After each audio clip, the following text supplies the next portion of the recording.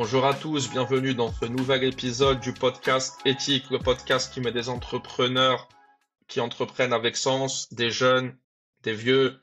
Aujourd'hui, en l'occurrence, on reçoit un invité qui est relativement jeune, Fahed Chabani. Ça va Fahed? Ça va super et toi? Ça va bien, écoute, mais toi je pense que ça va encore mieux vu qu'actuellement tu es en Malaisie, c'est ça? C'est ça exactement. Combien de temps là que t'es là-bas? Ça fait 3 semaines, je rentre dans 3 jours, donc on profite à fond. D'accord, très bien, nickel. T'es parti en Thaïlande aussi un peu, non? Ouais, je suis parti en Thaïlande. Je suis resté une petite semaine en Thaïlande, donc Ouais. histoire d'avancer, de faire de nouvelles choses et surtout de créer du contenu. Du contenu qui change un peu de d'habitude. Ouais. Exactement, c'est ça. Ok. Moi, Faïd, ça fait un moment que je te connais sur LinkedIn, ça doit faire bien 2 ans, facilement. C'est vrai qu'au début, tu étais plus passif qu'actif. Puis à un moment donné, tu as commencé à créer du contenu. T'as une sacrée croissance, moi, je trouve, sur LinkedIn, puisque tu as franchi les 25 000 abonnés, là. Explique-nous un peu tout ça. Toi et LinkedIn, c'est quoi l'histoire et t'as commencé quand réellement et pourquoi? Ok, bah faut savoir que j'ai commencé LinkedIn en décembre 2022. Comme tu disais au début, j'étais passif, je regardais un peu plus ce que les gens faisaient. J'étais à la recherche d'une alternance à ce moment-là, pas forcément l'envie de publier pour publier parce qu'on se sent pas encore expert, on se sent pas encore prêt à publier. Donc j'ai commencé à publier mes premiers posts. J'ai réussi entre-temps à décrocher une alternance et je me suis dit pourquoi pas maintenant commencer à développer quelque chose qui va me servir plus tard. Donc ce que j'ai fait, j'ai commencé à publier. Au début, c'était pas clair. Je savais pas vraiment où me placer. Et au fur et à mesure du temps, bah, participer à des événements, rencontrer des entrepreneurs et surtout créer son branding. Donc c'est ça qui joue aujourd'hui énormément sur LinkedIn. Ce que j'ai fait, au fur et à mesure du temps, bah, j'ai commencé à poster. Poster au début, c'était une fois, 2 fois par semaine. Au final, c'est 2 fois. Aujourd'hui, c'est 2 fois par jour. Donc voilà, comme tu dis, aujourd'hui, j'ai pas mal évolué. Il y a une grosse croissance cette année, puisque l'année dernière, j'étais pas totalement stable, j'avais rien à proposer encore. Cette année, j'ai pas mal évolué. Aujourd'hui, j'ai lancé mon entreprise. Donc voilà. Super. C'est quoi? Parle-nous un peu de ton entreprise. Comment ça s'appelle? J'ai créé Netfluencia, donc c'est une agence d'influence dans le but d'aider les entreprises à gagner en visibilité, les entrepreneurs aussi à gagner en visibilité. Et aussi, j'ai remarqué que sur LinkedIn, en fait, on n'a pas comme le système de TikTok ou Instagram, on rémunère pas forcément les créateurs de contenu. Donc je me suis dit, on va aider les créateurs de contenu à être rémunérés en les mettant en contact avec des entreprises, des marques. Quand une entreprise veut lancer un produit, bah, elle fait appel à une campagne d'influence. Donc là, j'ai commencé déjà avec certaines entreprises. Donc on ramène des profils, des petits profils, ça peut être des petits influenceurs comme des gros, qui vont aider nicher surtout, parce que si c'est pas niché, ça sert à rien. Donc nicher, qui vont aider l'entreprise à gagner en visibilité. Ok, ouais, donc Netfluencia, bon principe, ouais, tu joues aussi de maintenant de ta notoriété sur LinkedIn pour mettre en relation des boîtes qui veulent faire des posts sponsorisés, c'est ça? Avec des créateurs de contenu qui, eux, seraient ok pour faire ces posts. C'est ça exactement. En fait, ça permet aux créateurs de contenu, comme je disais, d'être rémunérés. Donc, on fait appel aux créateurs, aux petits créateurs qui se lancent aussi. Ça les aide à gagner en visibilité. Aux petits créateurs qui se lancent, aux personnes, des fois, c'est des étudiants qui sont pas forcément rémunérés, ils n'ont pas d'activité. Donc, on fait appel à eux. Ils arrivent à bien communiquer. Certaines fois, ça m'arrive de les former. Donc, ils ont pas encore lancé leur LinkedIn. Je les forme. Et en fait, ce côté masse fait que l'entreprise, en fait, elle gagne en visibilité parce que ses posts sont vus par un peu tout le monde. Donc voilà. D'accord, bon concept. Moi, j'aimerais qu'on revienne un peu en arrière, avant LinkedIn, avant tout ça. Parle-nous, t'as quel âge, Fred? J'ai 21 ans. Ouais, t'es encore tout jeune. Raconte-nous un peu, t'es né où, t'as grandi où, dans quel type d'environnement? J'ai grandi à Villepinte dans le 93. Donc j'ai grandi à Villepinte dans le 93. Franchement, durant ma jeunesse, j'ai vu pas mal de portes se fermer. Ce problème de réseau, on n'a pas forcément le réseau, on galère un peu, on est un peu perdu, on ne sait pas vraiment ce qu'on veut faire. Donc au fur et à mesure du temps, je me suis investi pas mal dans l'associatif, ce qui m'a permis de lancer LinkedIn. C'est ça vraiment qui m'a permis de lancer LinkedIn. Dans l'associatif, j'ai rencontré pas mal de personnes qui ont fait que aussi j'ai lancé LinkedIn derrière. Ces personnes avec qui on échange, avec qui on porte les mêmes valeurs. Et, euh, et franchement, quand on regarde vraiment ce qui se passe en banlieue, on se dit qu'en fait, on communique pas assez. On communique pas assez. Il y a des personnes qui lancent des entreprises et il y a des profils super intéressants. Certaines fois, tu en parles dans tes posts, c'est des profils super intéressants dont on ne voit pas vraiment ce qu'ils font. On les connaît pas assez. Et le fait de se lancer sur LinkedIn aujourd'hui, ça fait totalement la différence. C'est clair. Mais toi, avant de LinkedIn, tu cherchais une alternance, t'as dit à la base, tu étais parti pour faire quoi comme métier en fait? Tu te voyais dans quel type de carrière? En fait, je sortais de 2 ans d'alternance dans la restauration. Donc, j'en avais marre un peu de la restauration. Je suis sorti de ça. Et je travaillais en intérim. C'est à moi, je travaillais en intérim. J'avais pas forcément de réseau. Je me suis inscrit pour faire une formation commerciale. Donc, pour me former en tant que commercial. Et j'avais déjà de l'expérience. Sauf que le problème, c'est que, en fait, postuler, ça t'apporte rien. En final, quand t'as pas les bonnes méthodes et quand tu ne connais pas assez de personnes. Et donc, je me suis dit, je vais faire un petit post comme ça, par hasard, comme tout le monde fait, le post avec ton CV qui dit, bah, je recherche une alternance. Sauf qu'en vrai, ça m'a pas apporté d'opportunité. Il y avait que des personnes qui m'ont apporté des conseils, ça m'a servi, mais ça m'a pas attiré d'opportunité. Et j'ai vu, en fait, autour de moi, je voyais que LinkedIn, ça se transforme un peu en Instagram. On raconte chacun ce qu'on vit. On raconte chacun ce qu'on vit, on voit des parcours, on voit des personnes au fur et à mesure du temps qu'on voit une fois, et après, au final, tu vois 2, 3 ans après, bah, ils exposent sur LinkedIn. Ils exposent, ils gagnent en visibilité, ça leur permet aussi de développer leur entreprise. Et je me suis dit, moi aussi, je vais faire pareil. Même si là, actuellement, j'ai rien, je vais me lancer maintenant. Je me suis lancé tout seul. Faut savoir que j'avais pas forcément les moyens de payer une formation. Il y en avait plein des formations intéressantes qui m'attiraient, mais j'avais pas forcément le budget, pas les moyens. Et j'ai commencé à poster comme ça. Je me suis inspiré de pas mal de personnes. Et au fur et à mesure du temps, bah, ça a commencé à prendre avec la régularité. Nickel, nickel. Donc de fil en aiguille, un peu, les choses se sont faites un peu naturellement. Comment t'expliques selon toi ton succès grandissant sur LinkedIn? Parce que ça fait combien de temps que que t'as vraiment une stratégie LinkedIn et t'as fait combien d'abonnés depuis cette période? Ça fait un an, ça fait un an pile poil. Donc, je me Ouais. rappelle très bien de quand est-ce que ça a commencé. Ça a commencé, j'avais postulé pour un CDI. Je venais de sortir ma formation, je venais d'avoir un diplôme. Je sors pour chercher un CDI. On me proposait un contrat, j'ai failli signer. Et ce jour-là, je me dis, bah non, en fait, faut que j'en fasse plus. Je me rappelle quand je suis parti dans cette entreprise, on m'a proposé le contrat, on a ouvert mon compte LinkedIn. On m'a dit, tu as déjà 10 000 abonnés.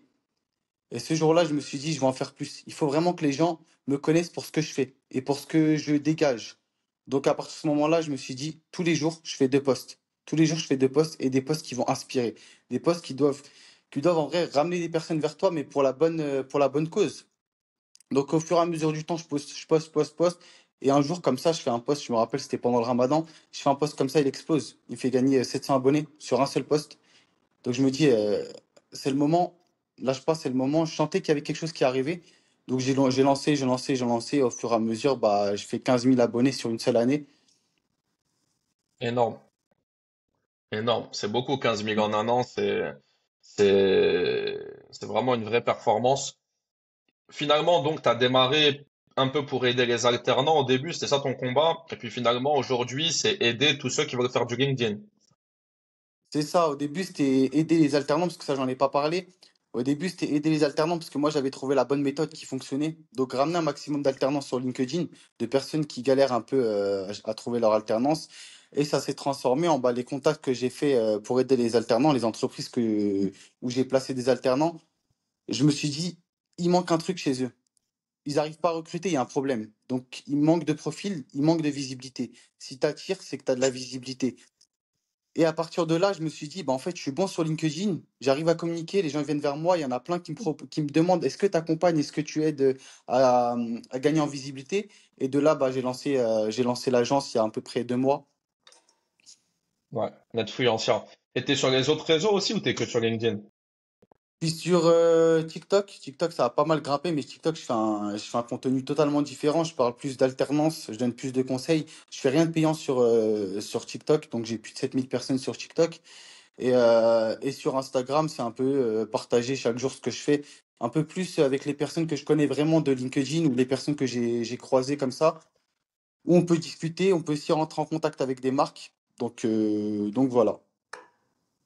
C'était qui les influenceurs ou les créateurs de contenu LinkedIn qui t'ont inspiré, que tu suivais, toi, avant de démarrer? Euh, Bah pour t'expliquer, le premier créateur qui m'a inspiré quand je suis arrivé sur LinkedIn, c'est Youssef Abdawi. Quand je suis arrivé sur LinkedIn, j'ai envoyé des messages en fait aux gens pour savoir un peu ce qu'ils font. Et j'avais envoyé un message un jour comme ça par hasard à Youssef Abdawi. Je lui ai dit, ça m'intéresse ce que tu fais. Il avait son produit.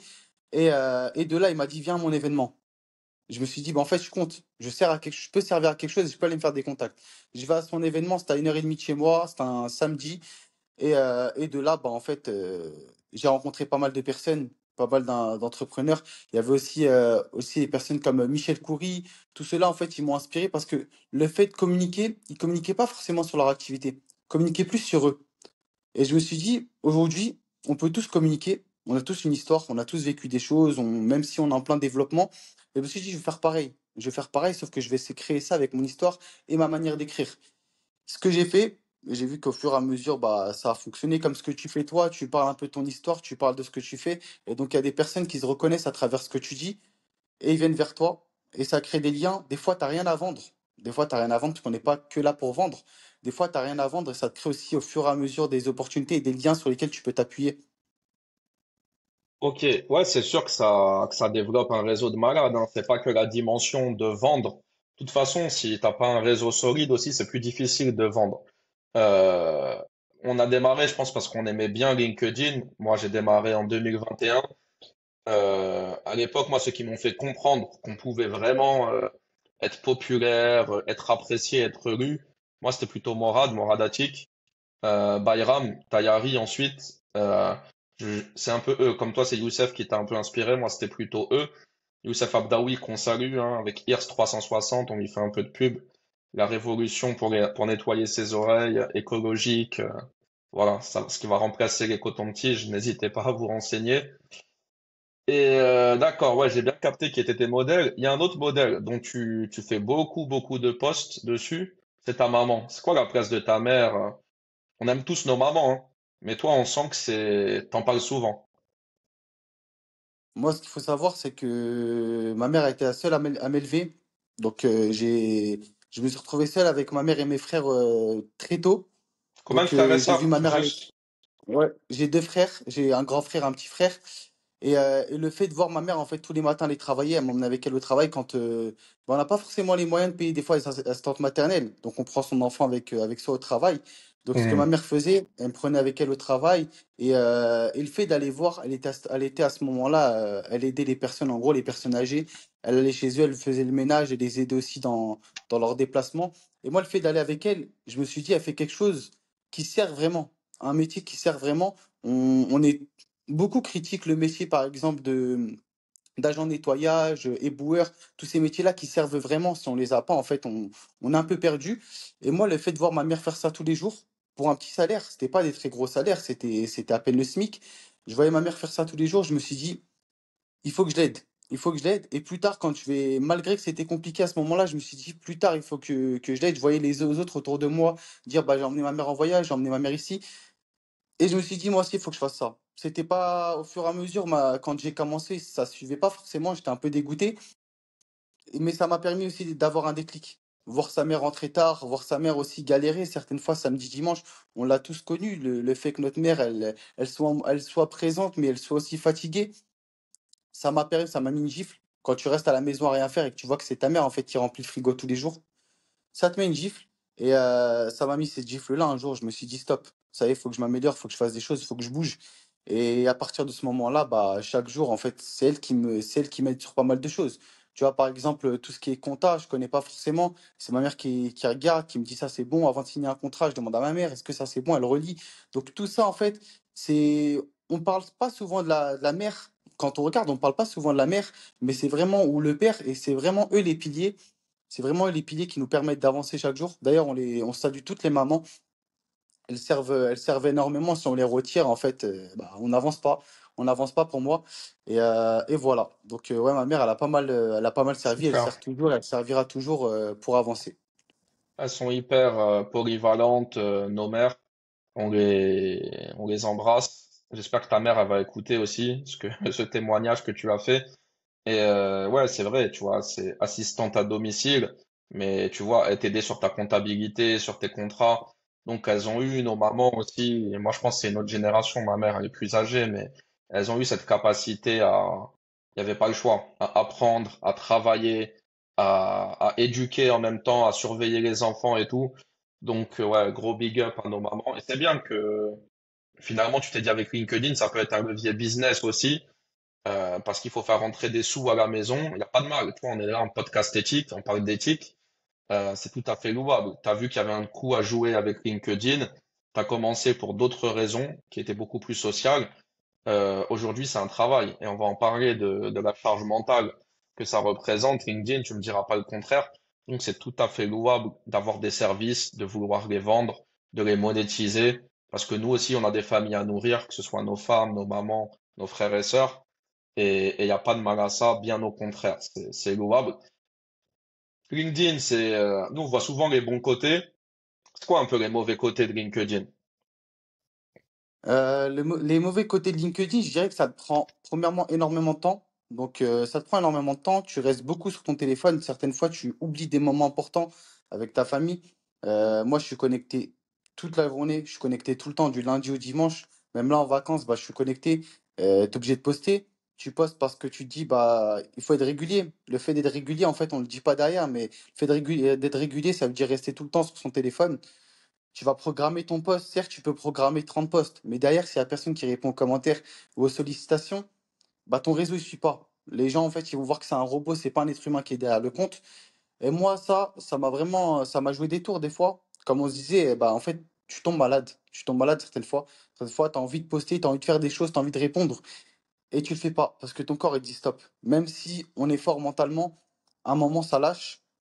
Et quand ça lâche, ça fait mal parce que il se peut que par exemple, tu as pris 5 6 moi ça m'est arrivé, 5 6 rendez-vous, et bah tu te réveilles le lundi matin, tu peux pas. Ton corps il te dit stop et du coup, tu es obligé de tout annuler. Et tu as des prospects qui partent, tu as des personnes qui te prennent plus au sérieux, tu as des personnes qui te bloquent aussi, qui vont pas te prendre au sérieux, il y a des personnes qui sont pas forcément indulgents avec ça. Et voilà, c'est ça vraiment, moi je pense que c'est les dangers, c'est les risques même de se mettre à fond sur un réseau. C'est bien, il y a des côtés positifs, on en parle, mais on n'en parle pas assez des côtés négatifs de tout ça. Faut faire attention, ouais. Faut pas se cramer. C'est vite prenant, c'est vite. On veut faire plus que les autres, poster plus que les autres. On va dire l'anecdote. On devait enregistrer l'épisode hier du podcast. Moi, j'ai pas pu, donc je t'ai annulé. En plus, en retard. C'est simplement, j'étais pas bien. J'ai eu une nuit très agitée et le matin, bah, je me suis rendormi et je me suis pas levé. Donc je dis la vérité, hein, tu vois. Donc moi, à 12h30, je me dis ah zut. Je me dis, il y a Fed qui m'attend, je lui envoie un message. Et puis tu sais jamais, toi, on se connaît un peu, tu vois, je pense que tu me fais confiance. Et je le redis là, devant tous ceux qui nous écoutent, c'est la pure histoire, c'est ce qui s'est passé, tu vois, j'ai rien à cacher. Mais t'as des gens qui peuvent se dire, bah c'est bon, il avait son rendez-vous avec moi, c'était sa chance de m'avoir en meeting, un podcast ou quoi que ce soit, il est pas venu, basta, tu vois. Et dans l'autre sens aussi, c'est vrai, t'as des gens qui sont difficiles à avoir et qui pardonnent pas, ou que tu vas réavoir dans très très longtemps parce que t'as loupé le coche avec eux. Et oui, quand tu rentres vraiment dans la création de contenu LinkedIn, tu comprends les efforts que ça demande. C'est pas que poster et répondre à ces commentaires. Déjà, ça prend du temps. Après, toi, avec ton activité à côté où tu formes les gens, où tu écris pour des gens et tout, ça prend encore plus de temps. Ça se décuple. Et il faut commenter et donner de la force aussi. À tous ceux qu'on apprécie, à ceux qui font des choses bien. Et là, je sais pas dans ton cas, je me dis, allez, Djilal, il faut être généreux. Donc moi, ça m'arrive, je passe 50, 60 personnes par jour et je vais commenter. Sauf qu'à un moment, je sais pas si on peut dire, il y a une boulimie ou une overdose de LinkedIn. Tu vas me dire après, toi, ce que t'en penses. Moi, surtout quand t'es pas bien, surtout quand t'es malade, tu te dis, mais vas-y, c'est quoi ça? Tu vois? Il y a 1 milliard de posts, je connais un milliard de personnes, je vois tous leurs posts, tout le temps, tous les jours. Faut que je commente. Des fois, ce qu'il dit, ça m'intéresse pas spécialement, mais vas-y, c'est quelqu'un que j'aime bien. Et des fois, t'es full, t'en peux plus. Tu dis, bah vas-y, bah aujourd'hui, je commente pas. Et puis même si je poste pas aujourd'hui, ben tant pis, qu'est-ce qui va se passer, tu vois? Je sais pas, quel est ton avis? Il arrive, ouais, c'est vrai qu'il arrive des jours où t'es totalement, ça te dégoûte parce que on revient sur l'épisode où tu tombes malade. Quand tu tombes malade, tu te rends compte qu'en fait t'es seul. La plupart du temps, t'es seul. Donc tu tombes malade, t'es seul. Bah peut-être les 20 000, les 25 000 personnes. Tu vois, c'est pas rabaissant, mais le fait de voir qu'au final en fait t'es seul. Tu dois toujours faire plus. Et si tu fais pas, bah en fait tu le ressens directement et c'est énormément prenant. Moi personnellement, tu vois, je vois que ça prend énormément de temps. Déjà, juste répondre aux messages privés, ça prend énormément de temps. Des fois, des personnes qui sollicitent, mais qui sont pas vraiment bienveillantes. Donc, qui viennent vers toi, pas forcément pour te faire avancer, plus pour te mettre des barrières, pour te demander des choses qui vont, en fait, pour venir gratter. Moi, j'appelle ça comme ça, Copier, gratter ouais, des informations. soit copier ton business model, soit ils vont te parler pendant 1 heure, à la fin, ils veulent absolument pas avoir recours à tes services. Ouais, il y a de tout. Moi, ça m'est arrivé de rester 2 3 heures avec des personnes, tu vois. Après, c'est comme ça qu'on apprend, rester 2 3 heures avec des personnes qui vont te prendre des informations et qui après, derrière, vont faire la même chose que toi. Certes, moi je pars toujours d'un principe de il y a à manger pour tout le monde. Si demain tu fais la même chose que moi, je peux te donner de la force, je t'en donnerai. Tu fais pas forcément la même chose que moi, t'as pas forcément les bonnes méthodes. La preuve, toi aussi, tu vends tes services, donc je regarde ce que tu fais. S'il y a des personnes, par exemple, je vois intéressantes pour toi, bah, je dirais à la personne, bah lui, c'est intéressant pour toi. Et inverse, et je pense que c'est comme ça qu'on avance. Mais le fait de penser que les gens ils sont à notre service, penser qu'en fait nous on est des robots, on est là toujours à répondre. On est là toujours, on peut toujours donner, on dort pas se reposer, on n'a pas le droit de tomber malade. C'est vraiment le risque et moi, c'est vraiment ce qui m'a posé problème sur cette dernière année. Ouais, préserve ton temps, je pense que tu es en train de l'apprendre à tes dépens et que tu l'as appris. Donc, moi, à un moment donné, quand j'ai vu les demandes de messages affluer, moi aussi, avant, je connaissais pas, tu vois. Quand j'ai avant LinkedIn, tout ça, au début, il y avait des gens, ils m'appelaient, ouais, je peux te poser des questions sur le freelance, tout ça. Vas-y, appelle. Avant, je faisais gratuit. Je parlais comme ça, 30 minutes. Déjà, j'avais plus de temps. À un moment donné, j'ai commencé à vendre mes coachings. Donc, déjà, il y a des gens qui sont, au début, j'ai commencé à 50 euros l'heure, j'étais pas cher, tu vois. Donc, je vois, il y a des gens qui sont prêts à payer. Ça veut dire, lui, il est prêt à me payer 50 euros. Bon, mais après, c'est passé à 100 euros, maintenant 150. Mais lui, il est prêt à me payer pour me bloquer 1 heure parce qu'il a vraiment envie, tu vois, d'investir sur lui, d'avoir les informations. Il veut 1 heure qualitative avec moi. Mais toi, par contre, je devrais limite, parce que ça, si tu dis je te donne 1 heure, t'inquiète pas qu'ils vont l'apprendre, tu vois. Donc toi, je devrais te donner 1 heure gratuitement alors que d'autres payent. Donc ça, déjà, moi, c'est le premier truc dans ma tête, j'ai dit, c'est niette. Donc maintenant, ça va très très vite. Quelqu'un vient me parler, ouais, je veux passer freelance et tout, machin. Ok, je regarde rapidos sur LinkedIn sa situation. Je vois est-ce qu'il est pour moi prêt ou pas prêt. Je pose deux, trois questions. Si j'estime qu'il est prêt, je dis ouais, je pense que t'as de quoi passer freelance, prends un coaching. S'il me fait ouais, mais est-ce qu'on peut s'appeler avant pour... Non, je vais pas t'appeler 30 minutes pour un coaching de 1 heure. En fait, c'est pas possible. C'est pas possible. Dans ce cas-là, tu me payes Mm, une mm, heure mm. trente. Ça y est, j'ai vu les informations essentielles, j'ai vu que tu pouvais passer freelance, qu'il y avait le potentiel pour. Prends 1 heure, on fait le plan d'action. Maintenant, si c'est pour vendre des produits plus chers, machin, comme mon starter pack à 1000 euros, où je fais du ghostwriting, ça d'accord, il y a des chefs d'entreprise, je peux leur accorder 30 minutes, parce que tu vas te passer 30 minutes, et allez, 3 fois sur 4, ils s'engagent, ils le prennent, le truc derrière. Donc c'est de la transformation. 30 minutes pour un truc à 1000 balles, d'accord, mais 30 minutes pour un coaching de 1 heure, non. Et ouais, faut vraiment faire attention à son temps et préserver son temps. Toi, c'est quoi ta plus belle rencontre sur LinkedIn finalement, ou bien l'événement ou le truc qui t'a le plus marqué positivement depuis que tu es sur LinkedIn? Euh, moi, le, je prends l'exemple un des meilleurs événements que j'ai fait grâce à LinkedIn. Tu vois, c'était la Vivatech, je connaissais pas forcément. Je me suis inscrit. Pour te dire, on m'avait envoyé des places comme ça gratuitement. Je me suis dit, je vais aller faire un petit tour. Et en allant là-bas, bah, il y a pas mal de personnes qui me suivaient. Je savais même pas qui me suivaient, qui m'ont reconnu, avec qui j'ai pu discuter. Et je me suis dit, en fait, ce que je fais à travers LinkedIn, il y a des personnes qui prennent vraiment le temps de lire. Parce qu'il y en a qui vont te liker parce qu'ils aiment bien ta tête, il y en a d'autres qui vont te liker parce ils aiment bien les images que tu proposes. Carrément, une photo, tu peux liker quelqu'un parce que tu aimes bien la photo et tu lis pas forcément le texte. Et moi, le fait qu'il y a des personnes qui m'arrêtent et quand on discute, bah, ils se rappellent du premier post que j'ai fait ou de ce post-là. Je me dis, en fait, j'ai vraiment fait passer un message Et le tout premier, la toute première fois où j'ai été à la Vivatech, ça m'a vraiment marqué. Et c'est là que ça m'a mis un coup de boost. Je me suis dit, maintenant, on enchaîne, on enchaîne. Et voilà, alhamdoulilah, aujourd'hui, on a réussi à développer quelque chose de stable. Et je pense que c'est que le début. Là, on voit vraiment ce que ça nous apporte. Mais je pense que dans 2 3 4 ans, une fois on aura bien évolué, je pense que ce sera encore plus beau. Et transmettre aussi, surtout, parce que nous, on est là, mais le fait de transmettre à des personnes et que ces personnes-là, on les voit évoluer, c'est encore une plus belle réussite. Clair. C'est clair, ça fait plaisir. Netfluencia, t'es tout seul à gérer Netfluencia ou t'as fait ça avec quelqu'un?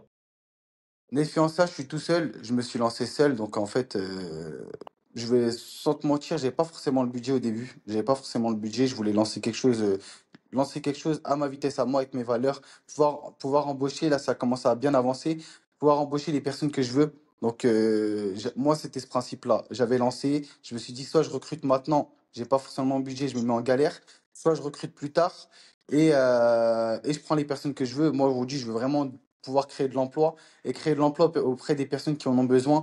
Donc je me cache pas, les personnes en situation de handicap, les personnes qui portent le voile, les personnes qui arrivent d'un autre pays, qui n'ont pas forcément encore l'expérience en France. Et j'aimerais pouvoir leur dire, bah, moi, je t'embauche. Je regarde pas forcément, je vais rien regarder, moi, moi, je te mens pas, l'apparence, tout ça, c'est un petit détail, c'est rien du tout. Donc, le fait de créer quelque chose, une diversité et surtout ramener des personnes et les voir évoluer avec moi au début du projet, c'est pour ça que j'ai envie de recruter vraiment au début du projet. C'est vraiment ce qui m'anime aujourd'hui. Et voilà, donc là, pour l'instant, je suis vraiment seul. J'ai aussi des mentors, on n'en a pas parlé, mais les mentors, j'ai quelques mentors qui m'accompagnent aujourd'hui, qui regardent ce que je fais, qui me disent exactement, ils me mettent un peu, tu vois, à l'épreuve. Comme ça, je peux grandir, je peux m'améliorer sur pas mal de choses. Tu peux les citer ou ils restent dans l'anonymat? Tu es libre. J'ai, je vais les citer, moi, aujourd'hui, ceux qui sont vraiment là, tu vois, depuis le début. Tu vois, il y a Hichem Abari, j'ai Youssef Abdaoui, tu vois, j'en ai pas mal. Ces personnes-là, je m'inspire d'eux et je regarde aussi ce qu'ils font parce que ces personnes qui m'ont accompagné dès le début, quand tu arrives avec rien dans les mains, moi, c'est ce que je retiens à chaque fois, quand tu arrives avec rien dans les mains et que tu n'as rien à leur donner, limite, tu arrives et qu'on te prend sous son aile et qu'on t'aide à évoluer, on te dit, bah ça, c'est pas bien. Vas-y, je t'accorde 30 minutes. Vas-y, viens, on se voit ce soir, t'inquiète. Et qu'on te parle, en fait, on te permet d'évoluer. Et chaque parole qui va me dire, bah, je vais les mettre dans ma tête et ça va me permettre d'évoluer. Et voilà, moi, je m'en cache pas aujourd'hui. C'est les personnes qui m'inspirent le plus. C'est les personnes avec qui j'ai envie d'avancer. Et c'est ce type de personnes-là qui te fait que tu évolues chaque jour. Je pense que c'est pareil de ton côté. T'as eu des mentors. On n'en parle pas assez, Ouais. mais je pense que tu as eu des mentors, des personnes qui ont fait qu'aujourd'hui, tu en es là. Bon, bah, il y a Morad Atik, hein. Globalement, c'est le grand frère. Je t'ai dit, Bayram. Moi, là, un peu l'histoire de ton Vivatech à moi, c'était le Sahara Connect. Donc, l'édition qui avait été lancée il y a 2 ans, la première fois. Je suivais déjà Morad pour tout ce qu'il faisait avec les jeunes, tout ça. Je me dis déjà, il y a un grand ref. Il est là, il est visible. Il fait des trucs, c'est intéressant à lire. Il fait des trucs bien pour la jeunesse. Après, je vois que ça organise un séminaire en Algérie, dans le Sahara. Je me dis, attends, j'avais 36 ans, je crois. Je me suis dit, en 36 ans, je suis jamais allé dans le Sahara algérien. Je vais en Algérie chaque année, je suis jamais allé au Sahara. J'ai dit, allez, on va arrêter de tergiverser. En plus, je vais passer une semaine, il y aura Morad, il y aura Abdelkrim Benour. Il y avait Sofiane Le Sage aussi, que je salue à l'époque dans les membres organisateurs. Euh, Exceptionnel. Donc j'y suis allé, et là, ça a encore plus renforcé ma relation avec eux, avec lui. Et en fait, c'est pas parce que il y a un truc, je vais dire, je sais pas comment ça va être perçu. Tu vois, le fait que j'ai payé ce séminaire, qui coûtait un certain prix pour une semaine, ça m'a donné accès à eux. Mais au-delà de la semaine, en fait, je sais pas comment te dire. C'est pas parce que j'ai payé qu'ils ont accepté de me parler, si tu veux. C'est-à-dire, Morad, il me soutenait déjà avant.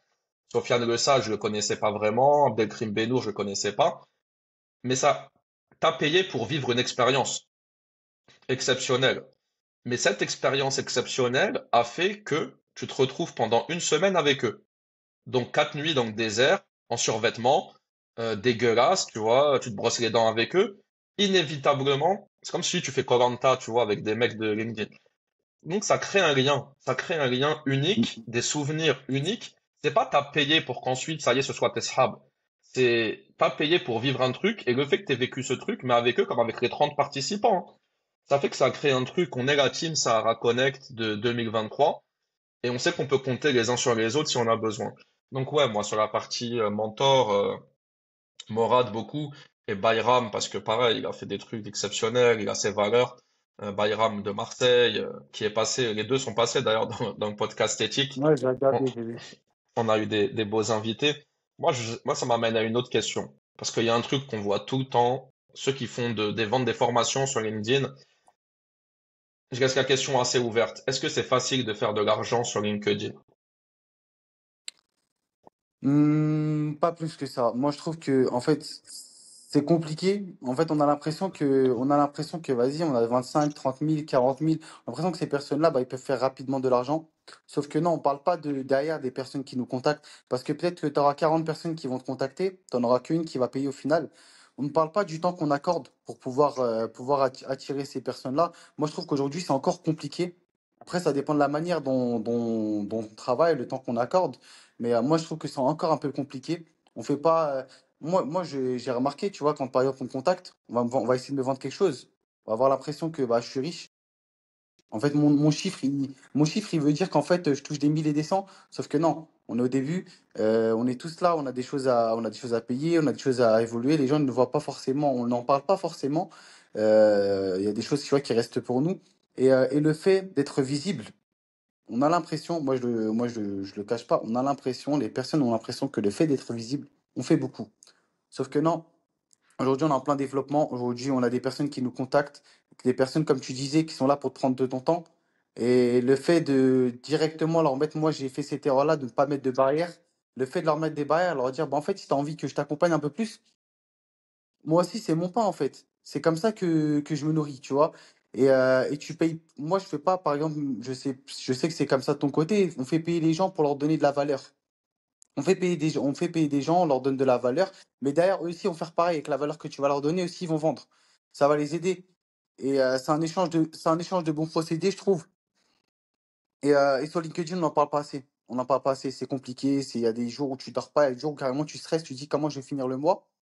Moi, je pense que tu as déjà vécu ça. Comment je vais finir le mois parce que c'est compliqué. Tu as quelqu'un qui te la met à l'envers, il te paye pas. Tu as quelqu'un aussi qui va te contacter, tu vas lui envoyer une facture, sauf que tu vas attendre 10 ans pour que la personne puisse te payer. Donc, tout ça, on n'en parle pas assez. Et moi, je pense qu'aujourd'hui, c'est bien d'en parler. C'est bien aussi de sortir les sujets tabous. Parce que c'est des sujets tabous, tu vas pas aller dire, bon, on m'a pas payé, Bon, tu vas pas aller dire, ouais, bah, c'est compliqué. Ah, bah, j'ai eu du mal ce mois-ci à finir le mois. On va pas en parler. On a peur d'en parler. On a son ego, on a peur d'en parler. Mais moi, je pense que si, c'est un bon sujet. en tout cas, c'est fait. T'en as parlé ouvertement, je te remercie. T'es pas le seul, hein. Loin de là. J'en connais beaucoup, mais c'est la vie en fait d'un entrepreneur qui démarre. Quel entrepreneur la première année se rémunère bien? Ça n'arrive pas en fait. C'est exceptionnel. Mais les débuts, c'est difficile, il faut du temps pour se mettre en place. Donc ouais, la réponse c'est pas oui, on peut vendre sur LinkedIn, mais ça demande du temps. C'est pas forcément facile. Et j'ai des exemples, hein. Évidemment, je vais citer personne. Il y a des gens qui sont très très visibles sur LinkedIn et pourtant ils mangent pas au Phuket à chaque repas, ils partent pas dépenser des mille et des cents à Dubaï parce que leur situation financière ne leur permet pas tout simplement. Et je leur souhaite que leur business tourne bien, qu'ils fassent de l'argent, même si l'argent c'est un moyen, c'est pas une finalité. Moi, dans mon cas de figure, j'ai pas connu ça parce que je taffe à côté. En fait, tu vois, je suis en mission, je suis chef de projet et moi je taffe, j'ai commencé à taffer en 2011, j'étais en CDI de 2011 à 2018. Après, je suis passé indépendant. Donc je fais des missions, chef de projet informatique pour des gros groupes depuis 2018 à aujourd'hui, ce qui fait 7 ans. Et quand j'ai commencé LinkedIn, c'était un à côté en fait. C'est-à-dire moi j'avais ma rentrée principale, alhamdoulilah, tu vois. Donc j'ai pas eu de problème de est-ce que je vais finir le mois et tout. Mais quand même, pour parler de LinkedIn, moi, je pense que je suis allé moins vite que toi. Et si je ne considère que mes revenus LinkedIn, dire aujourd'hui je peux vivre de mes revenus LinkedIn, c'est-à-dire nourrir ma femme, mes gamins, ça va, j'ai pas de crédit sur le dos, alhamdoulilah. Euh, Partir en vacances, garder mon rythme de vie. Moi, ça fait pas longtemps que LinkedIn me le permet. Et encore, on sait pas si ça va durer. Parce qu'il se peut que tu sois dans une période faste. Moi, je vais te donner un exemple. Je vais dire, vas-y, là, depuis janvier de cette année, je peux considérer que ça y est, je peux vivre de LinkedIn correctement. Très correctement. Mais tu sais pas, tu vois. Si en septembre, octobre, novembre, peut-être tu as des clients qui vont sortir et ça, les autres, ils vont pas rentrer à la place. C'est la vie d'un... Moi, ça m'a appris plein de choses, tu vois, sur le soloprenariat, pour ne pas parler d'entrepreneuriat. Et c'est comme ça, il faut l'accepter. Donc, ouais, moi, non, les mecs qui disent, je t'apprends en 3 mois à faire 10 000 € par mois sur LinkedIn, faut arrêter de mentir. À un moment donné, tu vois, faut le dire une bonne fois pour toutes. Je sais pas quelle offre miracle tu vas sortir ou et puis je sais pas si ça marchait, je me dis tout le monde le ferait. Oui, tu peux. Moi, mon avis, c'est que tu peux faire de l'argent, bien sûr. Ça demande du temps, ça demande des efforts, de l'énergie. On en a parlé déjà dans l'épisode. Et afin de pouvoir en vivre décemment. Je sais pas si tu veux rajouter quelque chose là-dessus. C'est ça, surtout. En fait, c'est bien le fait que tu dises, tu vois, je te permets de faire tant. Moi, je pars d'un principe, c'est comme chaque accompagnement. Moi, je dis jamais, par exemple, à une personne, bah, dans 3 mois, tu auras 10 000, ou tes résultats, ils vont arriver directement. Chaque personne est différente, tu vois. Je sais pas si tu as déjà rencontré ce cas de figure-là. Les personnes, par exemple, qui viennent vers toi, ils attendent directement du résultat. Sauf qu'en fait, il y a un temps avant qu'il y ait ce résultat-là. Ils payent pour la technique et non pas pour le résultat direct. Et le fait que tu en parles, ouais, moi, je pense que c'est bien. Il faudrait plus en parler, je trouve. Ouais, on refera des posts là-dessus à l'occasion. C'est quoi tes, c'est quoi ton ambition dans 5 ans? Tu te vois où dans 5 ans? Dans 5 ans, premièrement, développer l'agence, essayer de développer un maximum l'agence. Partir, je ne veux pas rester en France. Mon objectif, c'est pas de rester forcément en France. J'ai envie d'aller T'as développer des envie choses d'aller où, aussi. toi? D'aller chez moi en Tunisie, pouvoir m'occuper de mes grands-parents, rester, tu vois, là-bas un maximum. Et aussi lancer une entreprise. J'ai déjà lancé une autre entreprise, tu vois. Essayer de, moi, j'aime bien dire ça, mettre un peu mes pions partout. Donc développer autre chose, un produit potentiellement dans tout ce qui est hardware et non pas software. Là, c'est plus du digital ce que je vends. Mais moi, j'aimerais bien, je me vois bien, tu vois, pouvoir vendre quelque chose qui est, pouvoir mettre mon image sur une marque. Ça m'intéresserait de faire ça. C'est pour ça que je continue à développer sur LinkedIn. C'est pour ça que j'essaye d'accompagner un maximum de personnes, pouvoir faire un maximum de contacts. C'est des choses qui vont nous servir. Mais ouais, c'est ça l'objectif, d'essayer d'aller le plus loin possible, d'accompagner un maximum de personnes et surtout de garder toujours les mêmes valeurs parce que c'est ça qui nous fait avancer. Ouais, et t'as des belles valeurs. Peut-être c'est avec la jeunesse, mais je doute pas que tu vas les garder. C'est après on le vit à notre petite échelle, tu vois. Quand t'as des gens qui te, parfois je pense que ça t'arrive, toi comme moi, des gens qui font des posts sur nous pour dire ouais, Fayed, il est génial. J'ai fait un post sur ça, je crois hier, où les gens qui commentent ou qui t'envoient des messages privés, continue, j'aime trop ce que tu fais. C'est un combat contre nous-mêmes aussi, tu vois. De se dire finalement, nous on sait dans le quotidien, je pense qu'on essaie d'être des bonnes personnes. On n'est pas, je pense pas qu'on soit les pires des ordures du monde, j'en suis même sûr. Mais c'est l'ego, tu vois. Parfois quand tu reçois beaucoup de compliments, puis quand tu commences à faire de l'argent sur LinkedIn, tu commences à dire ah ouais, en fait là ça tourne, et l'argent il rentre et les gens ils ont envie de me voir. Je pense que tu reçois aussi ça me fait rire, tu vois, des gens je t'ai aperçu machin, faut qu'on aille prendre un café et tout. Vas-y, pas de problème. Après on peut pas prendre des cafés avec tout le monde, mais il y a un petit combat à faire sur notre ego, non? Il y a un combat à faire sur notre ego, on en a tous. Je pense qu'on a tous, personne n'a pas d'ego. Après c'est surtout, comme on disait, évoluer et essayer de garder surtout les pieds sur terre. Essayer à chaque fois, en fait, moi j'aime bien faire des points chaque mois, faire des points, bah, j'en suis aujourd'hui. Qu'est-ce que j'ai rencontré ce mois-ci? Quand tu dis, il y a des personnes qui t'envoient des messages, j'en ai aussi, hein, des personnes qui viennent, qui t'envoient un message, prendre un café. Bah, analyser, c'est qui la personne? Je vais aller regarder ce qu'elle fait, je vais regarder ses posts. Si elle a pas de posts, je vais essayer d'échanger avec elle avant. Je suis comme ça, je vais pas aller manger avec tout le monde, je vais pas aller prendre un café avec tout le monde. Parce que malheureusement, aujourd'hui, on vit dans un monde où bah, il y a des personnes qui veulent pas forcément notre bien. Et c'est pas méchant, hein. Le fait de faire un tri, c'est pas méchant. Ça permet aussi de construire un cercle qui nous ressemble. Et demain, par exemple, tu vas aller manger avec une personne, peut-être tu ne la connais pas forcément. Tu vas pouvoir. Bah là, dernièrement, là, c'était en Malaisie, j'ai fait une rencontre d'une personne. Comme ça, au début, elle m'a envoyé un message comme elle me dit, envoyé un message comme ça sur LinkedIn. On est parti manger. Tu vois, en fait, vous avez des points communs avec la personne. Et c'est comme ça que tu construis ton réseau au fur et à mesure, avec des personnes, avec un tri, avec des personnes qui sont bien, avec des personnes qui sont mal. Et au fur et à mesure du temps, bah, tu t'en aperçois et c'est là que tu avances et que tu construis. À fond, à fond. Est-ce que tu veux ajouter quelque chose, Fred? On arrive à la fin de l'épisode. Un mot pour la fin, pour Netfluencia, pour les gens qui te suivent sur LinkedIn.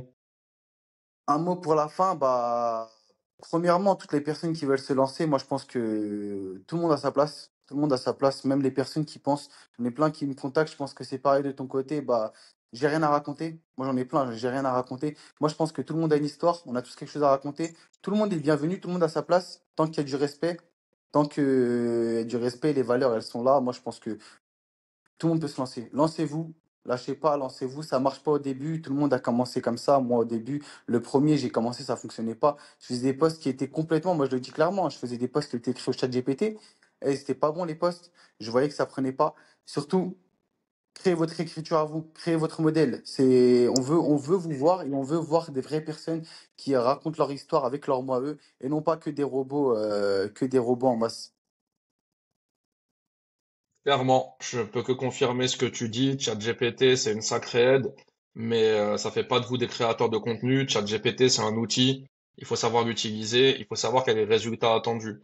Et ça, s'appuyer sur quelqu'un qui a de l'expérience comme Faed pour vous aider au démarrage, c'est une aide de grande valeur et vous allez gagner beaucoup de temps si c'est vraiment ce que vous voulez, percer sur LinkedIn. Soit vous faites et vous prenez du temps, vous faites tout seul et vous galérez et vous apprenez en faisant. Soit vous allez beaucoup plus vite avec Netfluencia, avec Faed ou d'autres. Mais il faut savoir ce qu'on veut. C'est comme les coachings, c'est comme tout. Il faut se donner les moyens de ce qu'on a envie. Faed, je te dis merci beaucoup sur ce fuseau horaire. Merci Toi à qui es toi. en Malaisie, je te laisse profiter de tes vacances, kiffer. Et puis à tout le Merci monde, je vous beaucoup. dis rendez-vous au prochain épisode. Ciao. Merci à tous.